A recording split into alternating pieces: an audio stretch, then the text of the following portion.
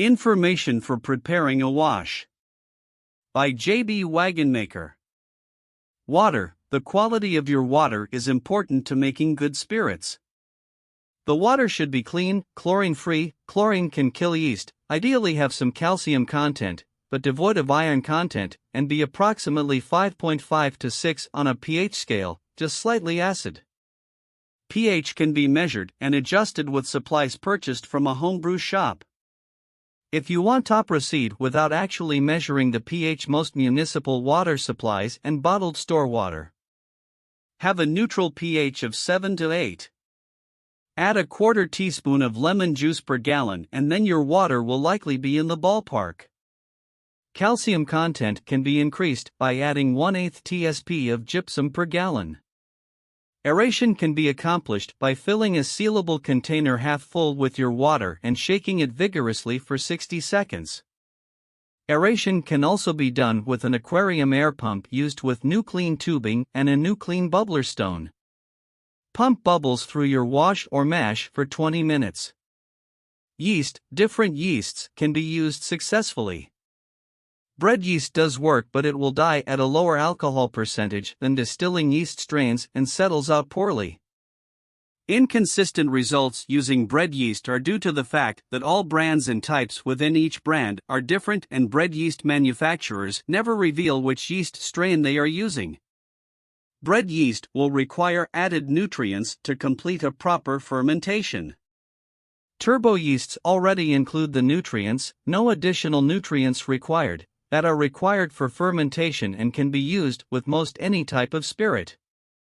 Specific turbo yeasts designed with the right nutrients for the application, whiskey, vodka, rum, etc., are perhaps the easiest and most foolproof to use. Generic distillers yeast, daddy, works well in grain mashes and in particular for the production of ethanol fuel. It requires added nutrients in sugar-type mashes. Wine yeast is often obtainable rather economically, trilulvin EC118, and will also require added nutrients in sugar washes. Wine yeasts are sold in small sackets, so you will need one for every 2 gallons of wash. Homebrew beer yeasts can be used for grain mashes, but they are typically not used very often for distilling purposes as they are generally limited to lower alcohol fermentations and typically develop flavor profiles which do not suit many types of spirits. For yeast nutrients, you will need something that includes both vitamins/minerals and DAP, diammonium phosphate, or buy the two separately.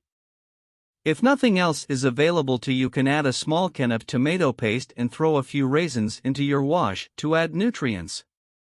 Grain mashes typically require less added nutrients as the grain supplies them.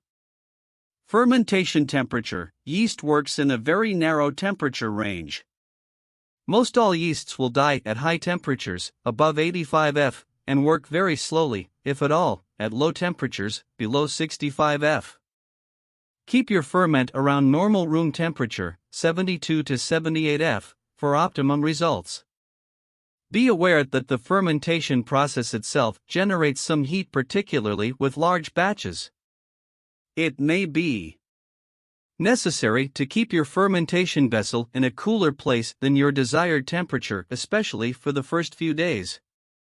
Fermentation time. Complete fermentation can take from 3 days to 2 weeks depending on the ingredients, the yeast being used, and the temperature of the fermentation. Rigorous fermentation will be obvious during the 2nd and 3rd days after tossing your yeast, but will become much more subtle after that. The best way to tell when fermentation has ceased is to use a fermentation vessel with an airlock. That way you will see when the airlock stops bubbling entirely. Generally speaking, it is okay to leave a wash sealed in the fermentation vessel for a few days if needed before you distill. Enjoy Moonshine Life Recipes.